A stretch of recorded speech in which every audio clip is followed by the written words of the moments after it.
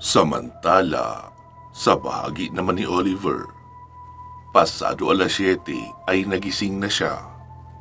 Pagkatayo ay saglit pa siyang nakatulala at nakatingin sa pawid na bubungan ng bahay. Pinakiramdaman niya ang kanyang sarili. Sapat na ang kanyang pahinga, kaya maaari niya nang ipagpatuloy ang kanyang paglalakbay.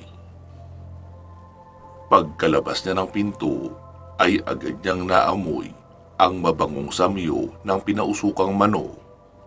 Bali parang tinapa ang style ng pagkakaluto na ginawa roon para maging dry at matagal mapanis. Nakita niyang nakaupo sa lamesang kainan si Mang Conrad. "Oh, halika na Oliver. Magkape at mag-almusal ka na rin. Inihanda na namin ang baon mo. Kumusta ang pahinga mo? Hindi ka na ba nanghihina?" Hindi na po. Handang-handa na ako ulit sa mahabang paglalakbay." "Mabuti kung ganon. Sige na, kumain ka na." "Salamat po." Agad na ngang kumain si Oliver. At matapos makakain ay naligo na rin siya. Noong maihanda na lahat ng gamit at babaunin niya, ay inilabas niya na ang 2 lata ng corned beef na kanyang dala. "Paano po Mang Conrad, Aling Josie, Bea at Nico? Aalis na po ako para ituloy ang aking paglalakbay. Maraming salamat po sa pagpapatuloy niyo sa akin dito sa inyong pamamahay."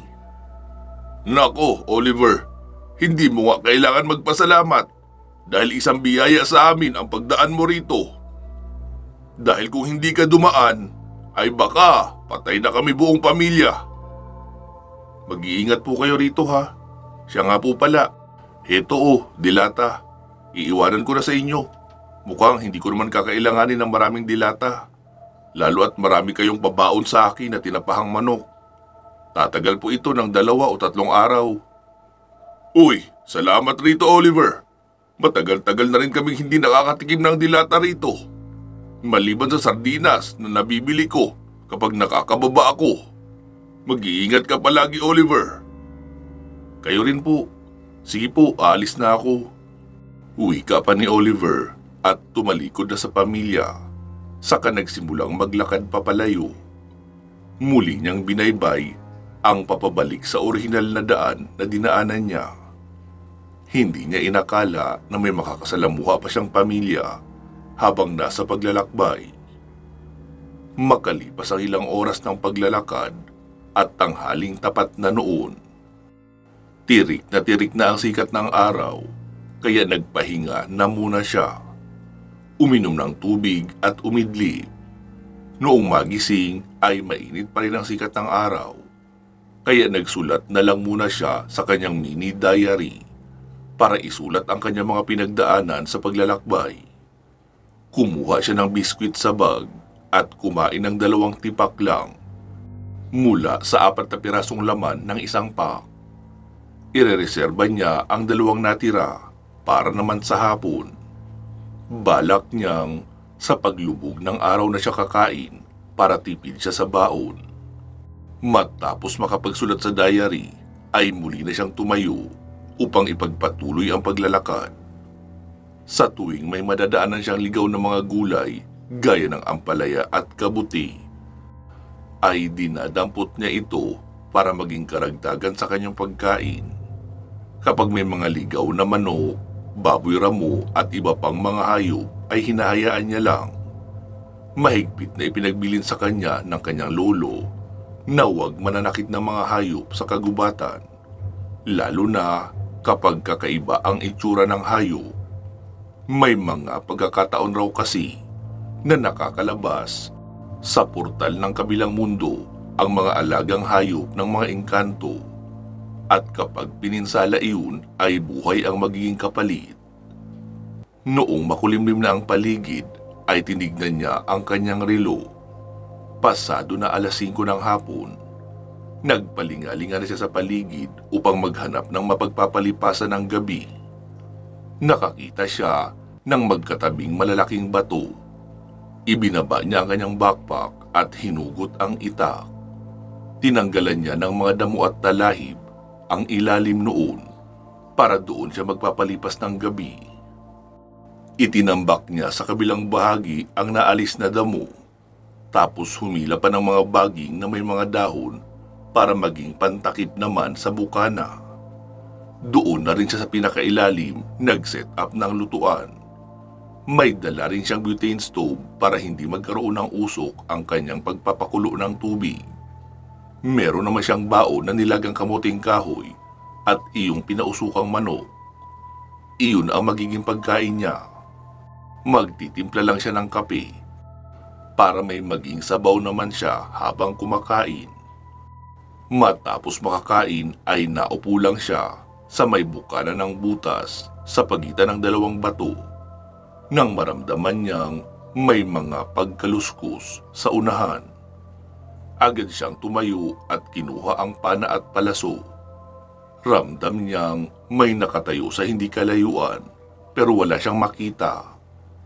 Mabilis na tumatakbo palipat-lipat ang mga nilalang na iyon. Naku, mukhang ito na yung sinasabi ni Lolo Deo ng mga sigbin. Magpakita kayo para maging barbecue kayo ngayon.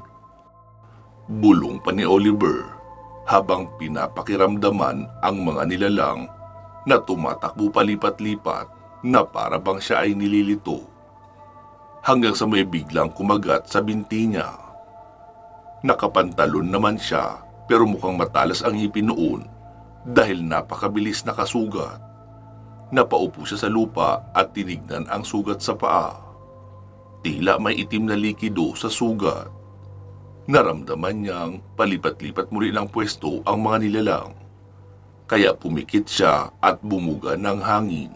Saka pinakiramdaman ang bawat galaw ng dahon sa paligid. Hanggang sa matsyempuhan niya ang kakaibang kilos sa paligid. Doon niya na binitawan ang tali ng pana. Nakarinig siya ng tunog ng pag-iyak. Noong imulat niya ang kanyang mata, ay nakita niya ang sigbin na nakatumba na sa lupa at may tama ng palaso sa leeg. Hindi nagtagal ay binawian rin ito ng buhay.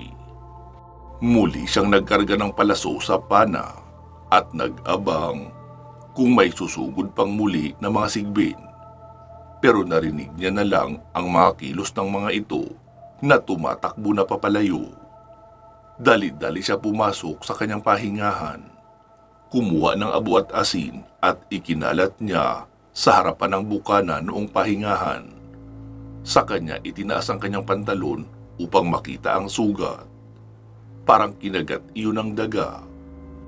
Binuhusan niya ng tubig para mahugasan, saka sinundan ng pagbuhos ng alkohol na baon. Kinuha niya ang itak at nag-on ng butane stove. Idinarang niya roon ang itak hanggang sa magbaga. Noong magbaga na ang itak, ay kumuha siya ng tela at kinagat.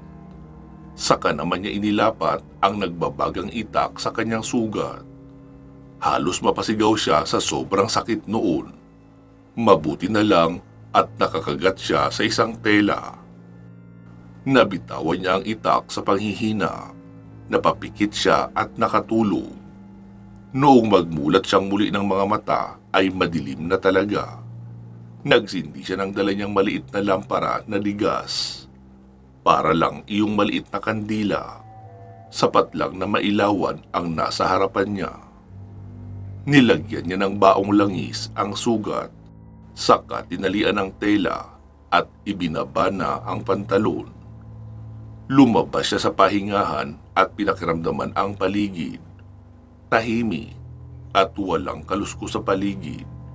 Tanging tunog na lamang ng mga panggabing ibon at mga insekto ang kanyang naririnig. Itinakip niya na ang mga nakuhang baging sa bukana ng pahingahan at nanatili na lang sa loob. Muli niyang inilagay sa tenga ang isang earphone para makapakinig ng music nang ma-relax naman ang pakiramdam niya. Nakatulog na nga siyang muli hanggang sa maramdaman ang kakaibang hampas ng hangin na paikot-ikot sa kanyang kinaroroonan. Agad siyang nagising at bumangon. Sumilip siya sa labas. Maliwanag ang buwan at isang manananggal ang paikot-ikot roon. Ay, Ito na nga ang sinasabi ni Lolo, na puno ng aswang ang bundok na ito.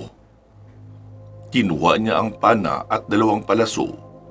Isinukbit niya na rin ang itak sa likuran kasama ang kaluban. Dahan-dahan siyang lumabas ng pahingahan. "Hoy, aswang! Hindi ako naghahanap ng gulo. Gusto ko lang magpahinga. Kaya pwede ba, magpahinga ka na lang din. Huwag ka nang mang-istorbo para pareho na tayong hindi maabala." "Taga-syudad ka ano? Sinong nagsabi sa'yo na pwedeng makapagkwentuhan sa isang aswang? Tapos sasabihin mong layuan at aalis na lang din agad?"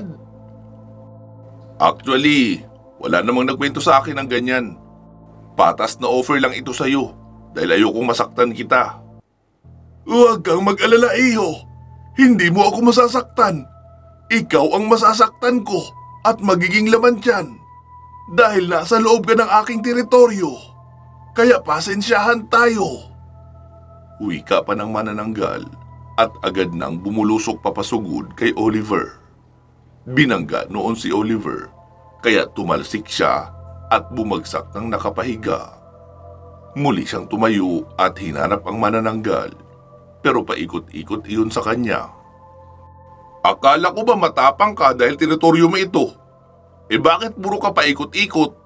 Bakit hindi mo ako harapin? Gusto mo pa talagang pagurin ang sarili mo sa kakalipan paikot-ikot?" "Ah, ganon. Nagmamadali ka sa iyong kamatayan. Di sige, pagbibigyan kita, lalaki." Wika pa noon at huminto sa paglipad sa harapan niya mismo. Humagighik iyon ng kay Tinis, saka sumalakay. Hawak na ni Oliver ang itak at buong puwersa siyang tumalon pa itaas para maabot niya iyon sa bahaging balikat. Sinalubong niya ng paghiwa mula sa balikat papaiki sa katawan pababa. Humiyaw iyon sa sakit pero nagtuloy sa paglipad papalihis at muli rin namang bumalik. Kunyari ay hindi alam ni Oliver na nasa likuran lang ang manananggal at noong malapit na ay saka siya humarap rito habang nakakasana ang 2 palaso sa pana, sabay bitaw. Nagulat ang manananggal sa pag-aakalang itak pa rin ang gagamitin sa kanya ng binata. Sapul ang magkabilang balikat ng manananggal kaya nawalan iyon ng lakas para lumipad. Bumagsak iyon sa harapan ni Oliver na panay ang tili at nagagalit. "Sinabi ko na sa iyo, di ba? Umalis ka na lang sana para hindi na tayo nagkaproblema. Kaso masyado kang arugante. Kaya bilang parusa, tatanggalan kita ng isang parte ng katawan." Huwag ang pakpak ko! Dahil hindi na ako makakalipad papabalik kapag pinutulan mo ako ng pakpak." "Okay, sige. Sabi mo eh. Kaya heto, ulo mo na lang ang aalisin ko." Wika pa ni Oliver, sabay diretsyong tagpas sa liig noong manananggal. Sa 2 hampas ng itak ay humiwalay na ang ulo noon. Inihagis niya sa malayo ang ulo, tapos kinaladkad naman ang katawan sa kabilang bahagi. "Baka sabihin mong hindi kita pinagbigyan, ha? Ayan, kumpleto pa ang pakpak mo." Wika pa ni Oliver sa walang buhay na katawan ng manananggal at tinabunan niya ng mga baging na may dahon. Iiling-iling si Oliver na bumalik sa kanyang pahingahan. Pinunasan niya muna ang itak saka ibinalik sa kaluban at muli na rin siyang humiga. "Ay, ilan pa kayang aswang ang makakaharap ko rito?" Wika pa ni Oliver sa sarili noong makahiga siyang muli. Naisip niyang magpapahinga na muna siya buong maghapon sa kinabukasan para hindi mabigla ang sugat niya na mula sa kagat ng sigbin. Muli niya nang ipinikit ang mga mata at nakatulog. Kinabukasan, ramdam niya ang sobrang lamig ng paligid. Nanginginig siya ng sobra. Doon niya napagtanto na nilalagnat na siya. Kinuha niya ang isang maliit na garapa na may lamang langis. Naglagay siya ng kalahating kutsara ng langis sa baso na may tubig. Nilagyan niya rin iyon ng mga pinatuyong dahon na ipinadala sa kanya ng kanyang lolo Deo. Hinalo niya iyon gamit ang stick sa kaininom. Muli siyang nakatulog. Pasado 12:00 na ng tanghali noong muli siyang magising. Init na init siya at pawis na pawis. Bumangon siya at tinignan ang kanyang sugat. Tuyo na iyon. Kaya pinalitan niya ang benda para hindi mababad ang natuyong dugo sa ibabaw noon. Nagpainit muna siya ng tubig sa butane stove para sa kanyang kape. Saka nagsaing at ipinatong sa ibabaw ng kanin ang mga nakuha niyang mushroom, pati na iyong hinimay niyang tinapahang manok na pabaon sa kanya nila Mang Conrad. Noong maluto ay sa mismong kaldero na siya kumain. Binuhusan niya lang ang ibabaw noon ng kaunting toyo na dala. At pinigaan ng kalamansi na napitas niya lang din sa daan. Halos magkanda paso-paso ang dila at bibig niya dahil sa init noon. Pero gutom na rin siya, kaya siya nagmamadaling kumain. Matapos makakain ay butil-butil ang bagsak ng kanyang pawis, pero gumaan naman ang kanyang pakiramdam. Lintik talaga yung mga sigbin na yun muntik pa akong madali. Bulong ni Oliver sa isipan niya. Tinignan niya sa unahan yung mga palaso na pinana niya sa sigbin at sa aswang. Naroon pa. Dahan-dahan siyang tumayo at dinampot iyon. Hindi pwede na basta niya nalang iwanan ang mga palaso kung saan-saan. Magagamit niya pa iyon. Saglit pa siyang nagpahinga at muling natulog para makumpleto ang pahinga na kailangan ng katawan niya. Nag-aagaw na ang liwanag at dilim noong muli siyang magising. Nagpainit siya muli ng tubig. Balak niyang magbiskwit na lang sa hapunan. Hindi naman siya nagugutom, nauuhaw lang siya. Pinalipas niya ang oras sa pamamagitan ng pakikiramdam sa paligid. At sa kabutihang palad ay wala naman siyang naramdamang aswang o ibang nilalang na umaaligid sa kanya. Kaya pasado 12:00 ng madaling araw ay muli na siyang natulog. Kinabukasan, nakaramdam siya ng panlalagkit at init sa katawan.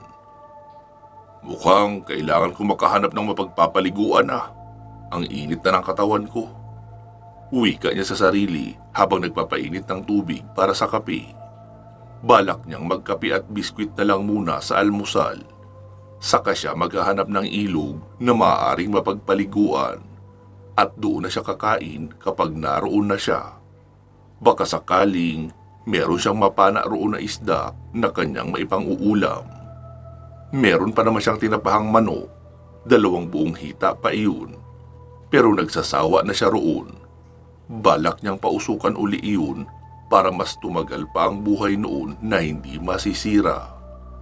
Matapos makapag-almusal ay nagligpit na siya ng mga gamit at ipinagpatuloy ang paglalakbay. Samantala, atin munang balikan ang sitwasyon nila Magnus at ang kasong kanilang iniimbestigahan. Pagka-uwi ni Magnus sa mansyon ay naabutan niyang nanonood ng telebisyon ang mga kasama niya sa bahay, pero napagbuksan naman siya ng gate ni Mang Ambo noong dumating siya. Dahil naroon lang naman iyon madalas nakatambay sa may puno ng mangga habang nagigitara kapag walang ginagawa at nagpapalipas ng oras. Oh, kumusta ang lakad niyo, Mags? Tanong pa ni Mang Ambo. 3 bayan ang may mga nawawalang kabataan, pero napakahirap matukoy kung anong motibo ng pagdukot o kung papaano nila nagawang madukot ang mga kalalakihan na mga nasa tamang edad na nang walang panlalaban na naganap.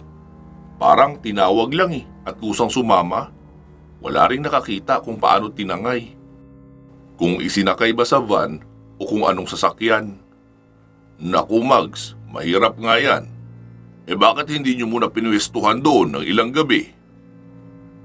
Hindi mo na Mang Ambo. Bigla na naman kasing kumirot ang ulo ko Yung nabagsakan ng malaking bato mula sa kuweba. Baka kasi muling dumugo sa ilalim kung makikipagsagupaan na ako agad ng pisikalan. Sa tingin ko kasi may makakasagupa talaga kaming aswang kapag pinusdihan namin roon. Habang nag-uusap ang dalawa ay bumaba naman si Althea. Mahal, akala ko ba hindi ka makakauwi ngayon? Oo nga yun din ang akala ko. Kaso wala pa naman masyadong malinaw na lead. Kaya umuwi na muna kami para makapagpahinga pa ako ng mabuti kahit ilang araw. Ganun ba? Paano yan? Wala nang ulam. Sardinas ba? Meron tayo dyan? Oo, meron. Di sige, yun na lang. Magpasaing ka na lang. Gusto ko yung bagong sinaing na kanin ang ipapares sa sardinas. Tapos pipigaan ng maraming sili, kalamansi at may kaunting toyo. Okay sige, ako na ang magsasaing. Dito ka lang muna ha. Paalam pa ni Althea at umakyat na sa taas. Sabi naman ni Mang Ambo, mukhang namiss mo ang pagsasardinas natin sa bundok Yung may kalamansi at maraming sili. Oo nga Mang Ambo. Ewan ko ba, bigla ako nag-crave ng sardinas na maanghang Habang nagkikwentuhan pa rin ang dalawa sa may puno ng mangga, ay nagring ang cellphone ni Magnus. Hello, Mang Adimir. Magandang gabi po sa'yo. Anong meron at napatawag ka? Magnus, mukhang malapit nang dumating ang panahon na kailangan ko naman ang tulong mo. Ha? Bakit po? Anong nangyari? Di ba dati, tinanong mo ako kung nasaan ang pamilya ko? Hindi ko yun masagot ang diretsyo dahil wala akong maalala. Kaya magmula noong mag-isa na lang ako sa buhay, ay sinimulan ko ang pag-iimbestiga kung ano ang nangyari sa akin o sa pamilya ko. Napaka-imposibleng wala akong maalala. Nasa edad 40 pa lang ako noong mamuhay ako ng mag-isa. Ni hindi ko maalala kung bakit ako mag-isa. Nasaan ang pamilya ko? May asawa ba ako o mga anak? O kung nasaan ang mga magulang ko? Napaka-imposible noon. Ano ako, basta nalang lumitaw sa mundong ito na parang kabuti? Kaya ang ginawa ko noon ay nag-apply ako sa NBI bilang agent. Pero hindi ako kasama sa mga operations. Ang trabaho ko ay mag-imbestiga at maghanap ng mga nagtatagong kriminal. Isinabay ko na rin doon ang pag-iimbestiga kung anong nangyari sa akin. Sa 10 taon kong pag-iimbestiga ay ito ang nadiskubre ko. May asawa at anak pala ako. Pero hanggang ngayon ay hindi ko maalala ang mga pangalan nila. Sumabat naman si Magnus sa mahabang pagsasalita ng matandang si Mang Adimir. Teka Mang Adimir, posible ba yung sinasabi mo? Ano sa tingin mo sa akin Magnus? Nababaliw o may sakit na demensya? Hindi ganun Magnus. Dahil may pruweba ako sa mga sinasabi kong ito. Alam mo ba na nagmula rin ako sa Bohol? Halos magkalapit lang ang bayan natin. Taga-Corpus ako. Ha? Saan yun Mang Adimir? Wala namang bayan ng Corpus dito malapit. Baka barangay lang yung sinasabi mo. Hindi Magnus. Ang bayan ng Corpus ay nasa pagitan ng bayan ng San Pascual at San Miguel. Ha? Wala namang bayan sa pagitan nila Magkatabi ang bayan ng San Pascual at San Miguel. Galing nga ako roon kanina. Dahil may iniimbestigahan akong mga nawawalang kabataan. Ibig sabihin, malapit na naman silang magpadala ng mga ngaso. Teka, baka pwedeng ipaliwanag mo rin yan Mang Adimir. Makinig kang mabuti Magnus. Hindi ito usaping siyensya. Nasa pagitan ito ng siyensya at kababalaghan. Pero bibigyan muna kita ng halimbawa na wala pang kinalaman sa kababalaghan para madali mong maintindihan. Halimbawa, ipinanganak ka sa isang lugar na malayo sa bayan, malayo sa sibilisasyon at malayo sa munisipyo. At ang nagpaanak sa nanay mo ay isa lamang manghihilot. At iniluwal ka sa mundong ito sa buwan ng Disyembre taong 1984. Hindi ka na iparehistro hanggang sa lumipas ang 3 buwan. May nag-imbita sa pamilya nyo o may mahalagang pupuntahan ng pamilya nyo sa kabilang bayan kung saan may munisipyo at may sibilisasyon. Noong naroon na sila sa lugar na iyon, naalala nilang iparehistro ka para magkaroon ka ng birth certificate. Dahil sa ilang buwan na ang nakalilipas at tumawid na ng taon, kaya magkakaroon ng penalty para sa late registration. Kaya ang ginawa ng mga magulang mo ay ipinarehistro ka at ginawang Marso 15 taong 1985 na ang kapanganakan mo.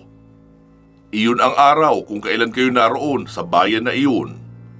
Magmula noon ay iyon na ang pinapaniwalaan yung tama at totoo mong birthday. At sa paglipas ng maraming taon, wala nang ni isa sa inyo ang nakakaalala kung kailan talaga ang totoo mong araw, buwan at taon ng iyong kapanganakan.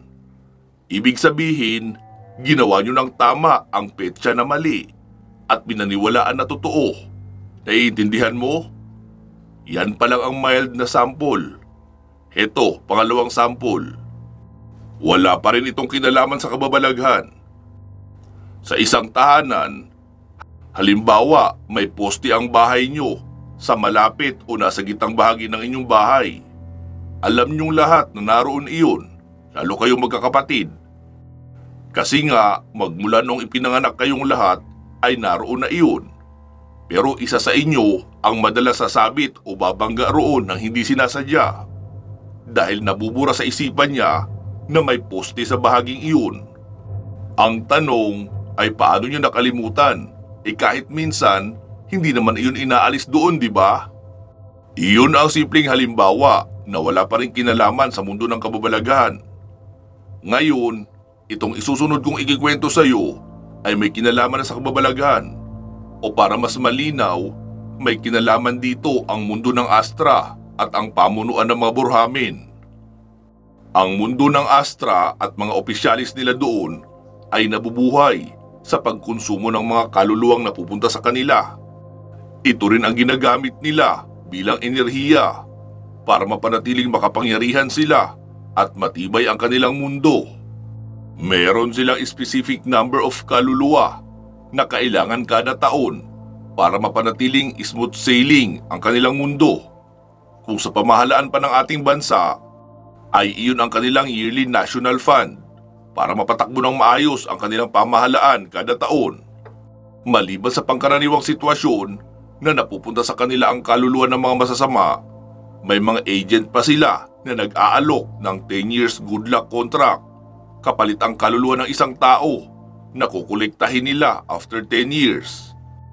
At alam kong may nakaengkwentro ka ng ganito, di ba? Doon sa pakrus na daan. Ang iba naman ng mga mayayaman na Burhamin sa Astra na gustong maging makapangyarihan at maimpluwensya ay gagawa ng portal sa pamamagitan ng pakikipagkasundo sa mga itim na babaylan at mga aswang para igawa sila ng portal sa dimensyon ng mga tao para makalabas sila. Kapag narito na sila sa mundo ng mga tao, ay gagawa sila ng trahedya para maraming tao ang mamatay. At lahat ng taong mamamatay sa trahedyang iyon ay madadala nila ang kaluluwa papabalik ng Astra. Walang kinalaman kung mabuti o masama ang mga taong iyon. Ang problema kasi sa ganong sitwasyon, hindi pa oras ng mga taong iyon para mamatay. Kaya wala pa ang kanilang sundo o yung tinatawag na Reaper o si kamatayan na siyang magdadala sa kanila sa purgatorio. At doon sila itatambay habang naghihintay ng tamang oras ng pag-a-assign naman ng kalangitan kung sino ang aakyat o ibabagsak sa Astra. Dahil sa hindi pa nga nila oras, kaya naman magagawa ng Burhamin na may gawa noong kalamidad na maiuwi pababa ng Astra lahat ng kaluluwang namatay roon. Mang Adimir, saglit lang ha. Anong kinalaman ng problemang ihihingi mo ng tulong sa akin? Diyan sa sinasabi mong kalakaran ng Astra at mga kaluluwa. Hindi pa ako tapos, Magnus. Iyong sinasabi ko sa iyo ay kung isang pangkaraniwang Burhamin lang ang maghahangad ng maraming kaluluwa para sa kanyang pansariling gamit. Ang tanong, papaano kung ang mismong gobyerno nila ang magdeklara na kulang ang kaluluwang reserve nila para sa paparating na taon? Ano ang gagawin nila? Ano nga po?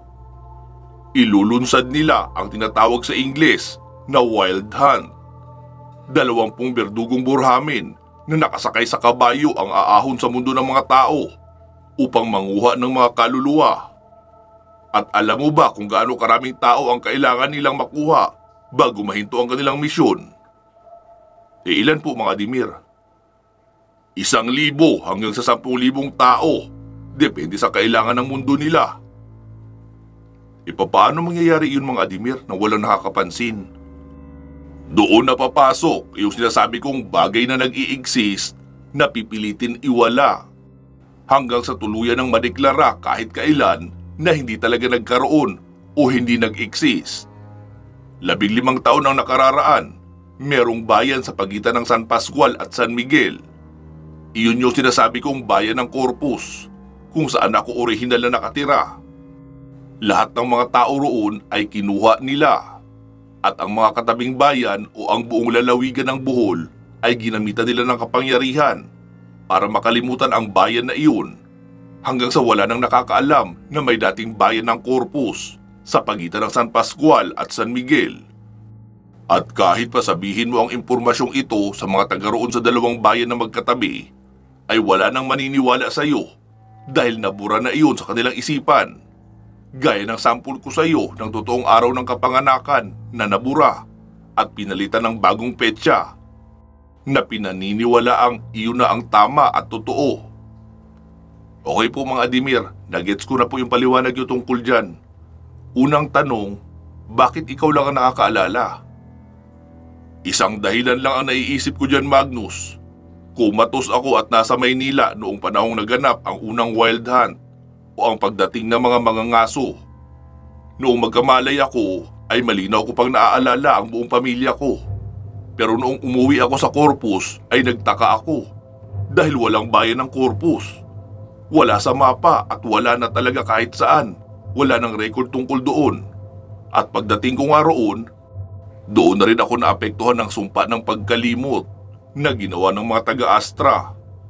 Pero dahil sa nauna kong naalala na meron talagang nawawala sa akin, kaya pagkalipas ng ilang taon ay unti-unting bumabalik pero malabo at kaunti lang talaga. Okay, gets ko na ulit mga Adimir ang bahaging yan. Ito uli ang sunod kong tanong. Ano ang gusto mong gawin kong tulong para sa iyo? Pigilan mo, Magnus, ang pagkawala ng isa pang bayan. Muling magbabalik ang wild hunt o iyong mga ngaso para kumuha uli ng mga kaluluwa ng mga tao sa isang buong bayan. Teka mga Adimir, paano nyo masasabing hindi lang haka-haka ang lahat ng lumalabas sa investigasyon mo? Dahil hindi lang ako ang nakakaalala sa nangyaring iyon, Magnus. Dalawa kami. Sino naman po itong sinasabi nyo? Si General Alfredo Aguila. Ha? Si General Aguila? Yung tsuhin ni Tasio? Oo, Magnus. Base rin sa kanyang investigasyon, lumilitaw na ang mga palatandaan na muling mauulit ang wild hunt at natukoy niya na kung saang bayan ang sasalakayin. Saang bayan naman po? Sa bayan ng Villalobos. Naroon ngayon si General Aguila. Siya ngayon ang hepe ng pulisya doon ngayon. Umalis na siya sa Intelligence Division para magpalipat sa Villalobos bilang hepe roon. Nakausap ko na rin si Tasio. Nitong linggong ito ay uuwi na siya ng Bohol at doon mananatili sa Villalobos. Ako naman ay pupunta na rin doon. Bakit naman po kayo pupunta roon? Mukhang wala namang paraan para pigilan niya sinasabi mong wild hunt. Tsaka kung darating nga roon ang tinatawag mong mga mangangaso, paano kung pati ikaw ay kasamang makuha nila? Anong main purpose mo para pumunta roon kung alam mo naman na ang bayan na iyon ang susunod na kukunin ng mga mangangaso? Nagbabaka sakali ako, Magnus, na buhay pa ang pamilya ko. O kung hindi man, ay makakuha ako ng impormasyon kung ano talaga ang totoong nangyari sa kanila. Babalitaan kita kapag mas naging malinaw na ang mga pangyayari sa Villalobos. Binalitaan lang kita nito ngayon para makapagsimula ka rin mag-research at mapatunayan mo rin na totoo ang mga sinasabi ko. Sige na, Magnus. Salamat sa pakikinig sa aking paliwanag. Maaasahan ko ba ang tulong mo kapag kinakailangan ko na? Oo naman po mga Adimir. May kapangyarihan ako wala ay tutulong ako sa iyo. Okay, sige. Hanggang dito na lang muna ang maibibigay kong impormasyon sa iyo, Magnus. Paalam. Sige po, bye. Sagot naman ni Magnus at pinatay na ang tawag. Tulala silang nagkatinginan ni Mang Ambo. Naka-speakerphone kasi ang tawag na iyon, kaya naririnig rin ni Mang Ambo lahat ng mga sinabi ni Mang Adimir. Tulala din ito at hindi makapaniwala sa mga narinig. Ilang saglit pa ay nakita nilang pababa na si Althea. Mahal, luto na ang kanin. Tara, kumain ka na. Anong nangyari sa inyong dalawa ni Mang Ambo? Para kayong natuklaw ng ahas dyan ah. Doon palang natauhan si Magnus at sinabing, "Ay, oo. Tara Mang Ambo, kain tayo." "Naku Mags, busog pa ako. Sige na, kumain ka na. Dito lang ako." Wika pa nito. Inakbayan na ni Magnus ang asawang si Althea. Saka sila umakyat ng bahay. Pansamantala po muna natin puputulin dito itong ating kwento. Magsama-sama tayong muli sa part 168. Mag-iingat po kayo palagi at hanggang sa muli.